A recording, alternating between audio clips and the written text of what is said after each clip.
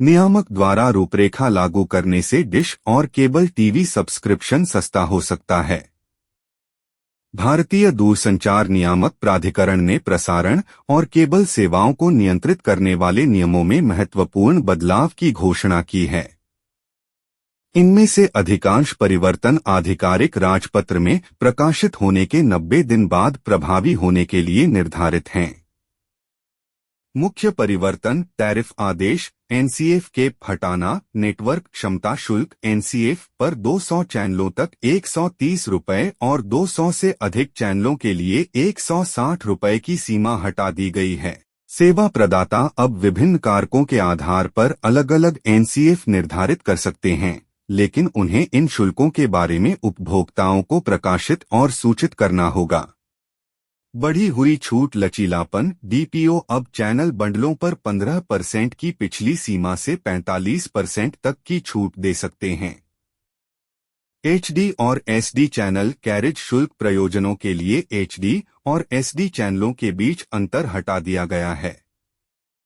सरलीकृत कैरेज शुल्क व्यवस्था को सरल बना दिया गया है, जिससे डीपीओ को आवश्यकतानुसार कम कैरेज शुल्क वसूलने की अनुमति मिल गई है। सेवा विनियमों की गुणवत्ता, सेवा शुल्क स्थापना और सक्रियण जैसी सेवाओं के लिए शुल्क अब रोक दिया गया है, जिसका अर्थ है कि सेवा प्रदाता अपने स्वयं के शुल्क निर्धारित कर सकते हैं, लेकिन पारदर्शिता के लिए उन्हें प्रकाशित करना होगा।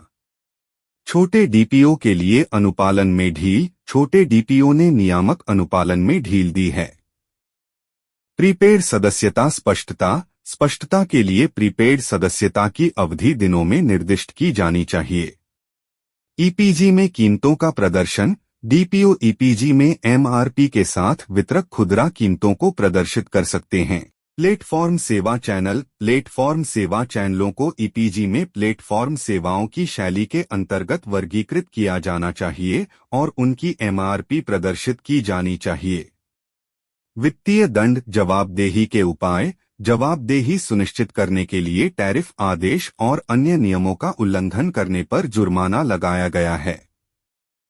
पारदर्शिता के उपाय सूचना प्रकाशन सेवा प्रदाताओं को अपनी वेबसाइटों पर सभी टैरिफ और शुल्क की जानकारी प्रकाशित करनी होगी और ग्राहकों को उनकी योजनाओं के लिए टैरिफ और शुल्क के बारे में सूचित करना होगा।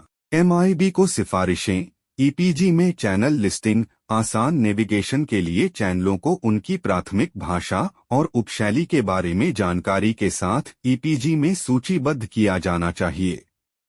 डीडी फ्री डिश को अपग्रेड करना देखने की गुणवत्ता में सुधार, चोरी को रोकने और सब्सक्राइबर रिकॉर्ड बनाए रखने के लिए डीडी फ्री डिश प्लेटफॉर्म को एक एड्रेसेबल सिस्टम में अपग्रेड किया जाएगा।